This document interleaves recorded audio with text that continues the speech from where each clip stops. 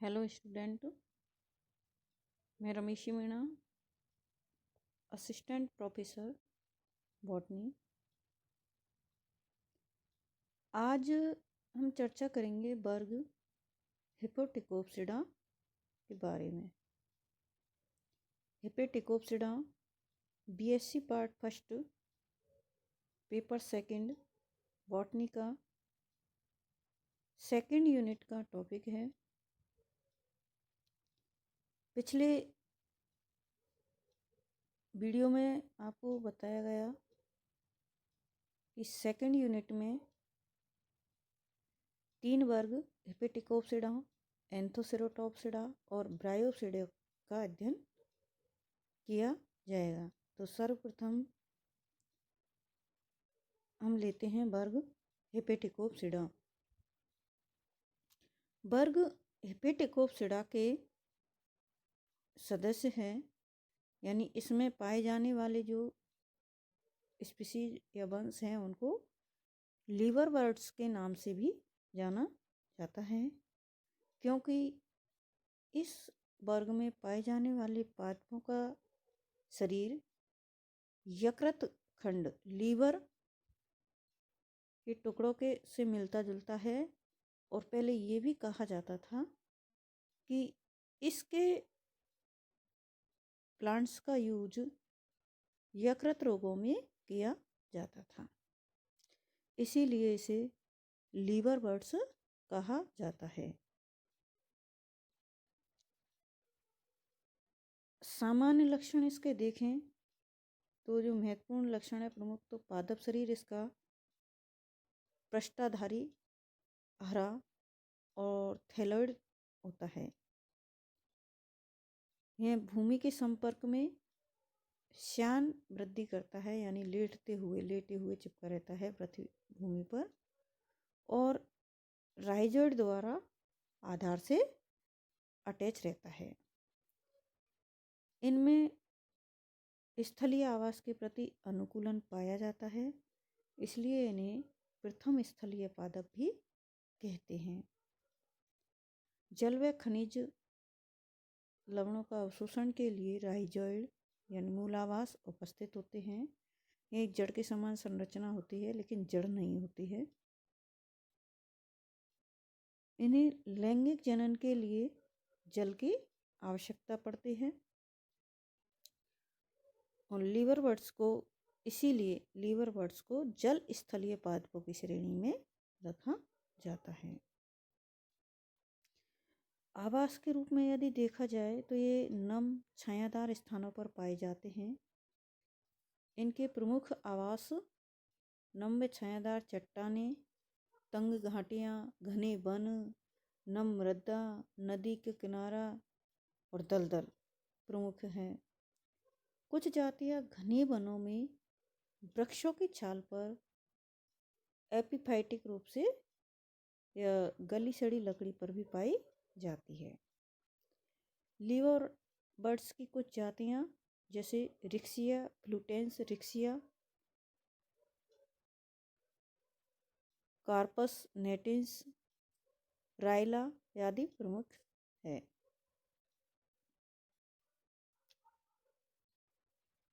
इसके plant body के पूरी संरचना देखें तो इसका पादप शरीर गेमिटोफाइटिक प्रकार का होता है।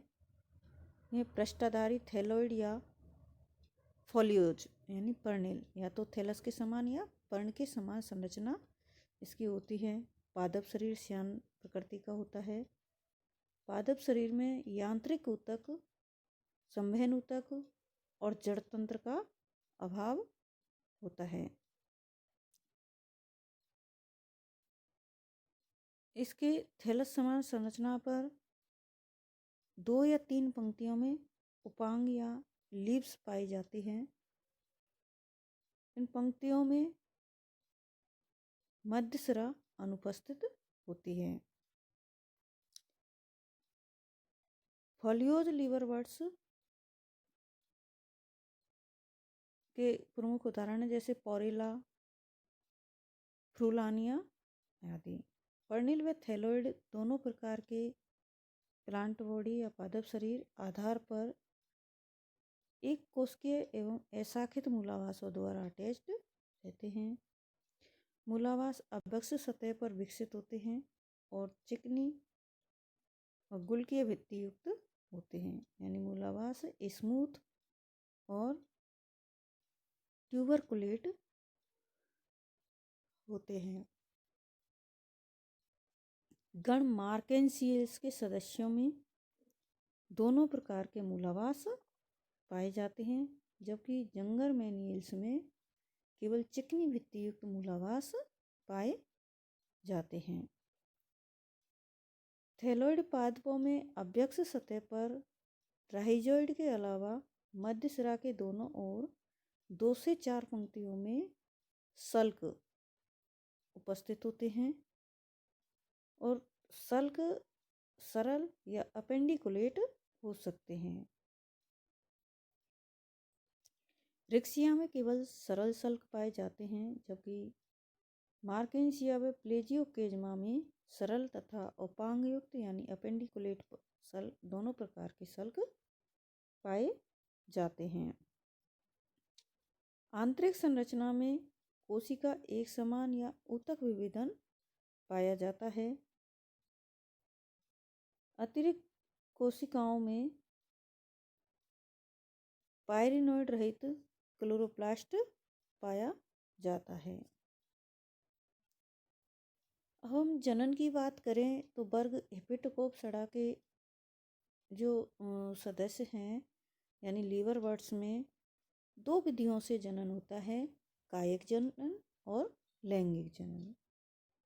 कायिक जनन की प्रमुख विधि है विखंडन, अपस्थानिक शाखाएं, कंद का निर्माण, जेमा, चिरलग्न शीर्ष और पुनरुत्थ भवन। विखंडन में या फ्रेगमेंटेशन इसको कहते हैं। इसमें जो शाखित थैलस है उसके पुराने भाग के डेड हो जाने पर या गलने से नई शाखाएं एक दूसरे से अलग हो जाती है, और जब ये नई शाखाएं अलग होती है तो प्रत्येक नई शाखा से वृद्धि करके नया थैलस बनता है। प्रमुख जो विखंडन पाया जाता है वह पाया जाता है रिक्सिया, मार्केंसिया और पेलिया में।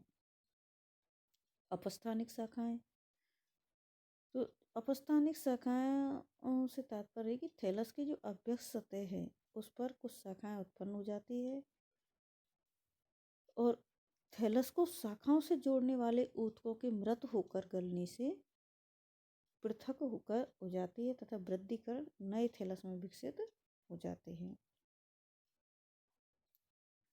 इसमें है रिक्सिया, टार्जियोनिया और रिवोलिया। ये अपस्थानिक शाखाएं और फ्रेगमेंटेशन में अंतर ये है कि अपस्थानिक शाखाएं केवल जहाँ से वो थैलस से जुड़ी होती है वहाँ से अलग होती है, जबकि विखंडन में थैलस के पुराने भाग सड़गल जाते हैं से तो वहाँ से वे अलग हो जाते हैं और उनसे नई शाखाएं निकलती हैं। ट्यूबर फॉर्मेशन यानी कंद निर्माण। लीवरवर्ट्स के कुछ सदस्य जैसे सूक्ष्मता के कारण विशिष्ट अंत्यभूमि शाखाएं विकसित होती है और इन शाखाओं के शीर्ष फूल करके ट्यूबर लाइक स्ट्रक्चर का निर्माण करते हैं और पादप के नष्ट होने पर ट्यूबर भूमि के अंदर प्रतिकूल परिस्थितियां होती है तब भूमि के अंदर पड़े रहते हैं और चिरकालिक अंग का कार्य करते हैं। अनुकूल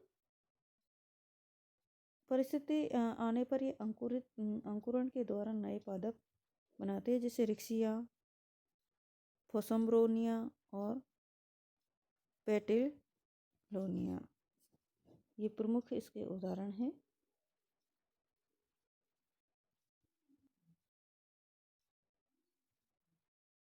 इसके अलावा है जेमा। लीवरवर्ट्स की अनेक जो जातियां हैं उनमें हरी और बहुकोशिकीय अलैंगिक कलिकाओं का निर्माण हो जाता है जिन्हें जेमा कहते हैं। जेमा मदर प्लांट से अलग होकर के जल या वायु द्वारा विकिरणित होती है और अंकुरण द्वारा नया पादप बना लेती है। मार्केंसिया और लुनुलेरिया तथा ब्लेसिया में इनका निर्माण थैलस की अपाक्ष सतह पर होता है, यानी डोर्सल सरफेस पर होता है, जिन्हें जेमा कप कहते हैं। मार्केंसिया में जेमा कप गोल, लुनुलेरिया में अर्धचंद्राकार और ब्लेसिया में फ्लास्क की आकृति के होते हैं। नेक्स्ट मेथड है कायिक जनन का चिरलग्न शीर्ष। तो कुछ लीवरवर्ट्स में थैलस की शाखाओं के शीर्ष बिंदु यानी वृद्धि बिंदु रूपांतरित होकर के हो जाते हैं और प्रतिकूल परिस्थितियों में नष्ट नहीं होते हैं, जबकि शेष थैलस नष्ट हो जाता है। अनुकूल परिस्थितियों में ये शीर्ष वृद्धि कर नए थैलस का निर्माण करते हैं। इसमें उदाहरण देखें तो क्रिप्टोमेट्रियस और साइथोडियम प्रमुख इसके एग्जाम्पल्स है चिरलग्न शीर्ष के। और नेक्स्ट और लास्ट मेथड है कायिक जनन का पुनरुद्ध भवन। पुनरुद्ध भवन में लीवरवर्ट्स में पुनरुद्ध भवन कोशिकाओं में नए पादप निर्माण की क्षमता पाई जाती है। इसकी प्रत्येक जीवित कोशिका नया पादप बनाने की क्षमता रखते हैं। तो रिक्सिया, मार्केंसिया आदि के पृथक्कृत सल्क तथा मूलावास से नए पादप का विकास किया जा सकता है। लीवरवर्ट्स में लैंगिक जनन। लीवरवर्ट्स में के जीवन चक्र में या लैंगिक जीवन चक्र में दो अवस्थाएं होती हैं, गैमेटोफाइट अवस्था और स्पोरोफाइट अवस्था। सर्वप्रथम गैमेटोफाइट अवस्था को लेते हैं तो लीवरवर्ट्स में नर और मादा जननांग एक ही थैलस पर या अलग अलग थैलसों पर उत्पन्न होते हैं। रिक्सिया, पठान कोटेंसिस, पेलिया, एपीफिला आदि में उभयलिंगी जातियां हैं, यानी थैलस एक ही थैलस पर दोनों जननांग पाए जाते हैं। जबकि रिक्सिया डिस्कलर और पेलिया कैलिसिना तथा मार्केंसिया एक लिंगाश्रयी होते हैं, यानी मादा जननांग अलग थैलस पर और नर जननांग अलग थैलस पर उत्पन्न होते हैं। जननांग का निर्माण थैलस की अपाक्ष सतह पर या अग्रसिरे पर होता है। इसके अतिरिक्त जननांग थैलस ऊतकों में धसे हुए जैसे रिक्सिया, सैवरंत भागों पर लगे होते हैं जैसे मार्केंसिया में। पुधानी, इसके जो जननांग है वो पुधानी और स्त्री धानी कहलाती है। एंथेरिडियम और आर्किगोनियम। एंथेरिडियम गोल या अंडाकार सैवरंत बंद जैकेट द्वारा परिबद्ध रहती है और पुमणु होते हैं एंथ्रोजॉइड, वे द्विकर्षाभिक होते हैं।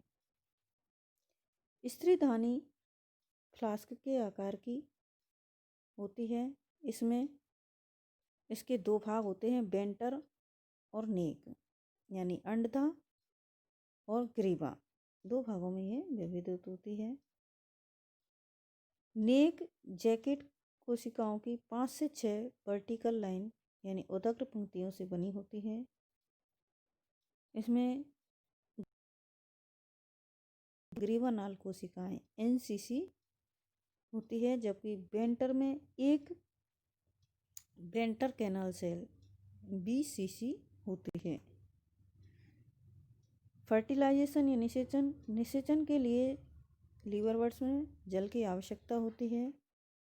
निषेचन के फलस्वरूप जाइगोट का निर्माण होता है, जो परिवर्धन द्वारा जीवन चक्र की दूसरी प्लांट बॉडी स्पोरोफाइट्स बनाता है।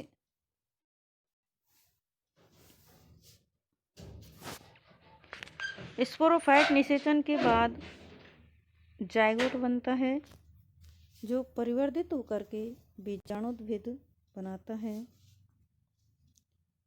बीजाणुद्भिद स्पोरोफाइट गैमेटोफाइट से अटैच रहता है।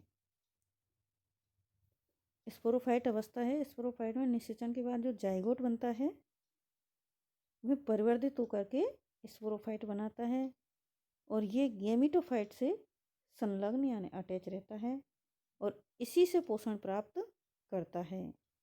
स्पोरोफाइट फूट, सीटा और कैप्सूल में विभेदित होता है, यानी 3 भाग होते हैं इसके, फूट, सीटा और कैप्सूल। कुछ वंशों में सीटा अनुपस्थित होता है, जैसे कोर्सिनिया में। फूट एंड सीटा दोनों एब्सेंट होते हैं, जैसे रेक्सिया में। और आर्कीस्पोरियम का निर्माण एंडोथीसियम से होता है। आर्कीस्पोरियम का अधिकांश भाग स्पोर मदर सेल का निर्माण करता है। स्पोर मदर सेल में अर्धसूत्री विभाजन से स्पोर्स का निर्माण होता है। एंडोथीसियम की कुछ सेल्स बंध्य रहती है, स्टेराइल रहती है, यानी जनन नहीं करती है। और पोषक कोशिकाएं या इलेटर्स मदर सेल IMC जैसे मार्किंस या पोरेलम कहलाती है। ये इलेटर मदर सेल्स इलेटर्स में परिवर्तित हो जाती है, जो बीजाणु प्रकीर्णन में सहायक होते हैं। लीवरवर्ट्स के कैप्सूल में कोलुमेला का अभाव होता है। कैप्सूल सरल प्रकार से अनियमित कपाटों मार्केंसियल्स में या नियमित कपाटों जैसे जंगर मेनियल्स के रूप में होता है। बीजाणु प्रकीर्णन के बाद उचित परिस्थितियों में अंकुरण द्वारा गैमेटोफाइट का निर्माण करते हैं। इस वर्ग में बीजाणुओं के अंकुरण के द्वारा सीधे थैलस का निर्माण होता है। धन्यवाद।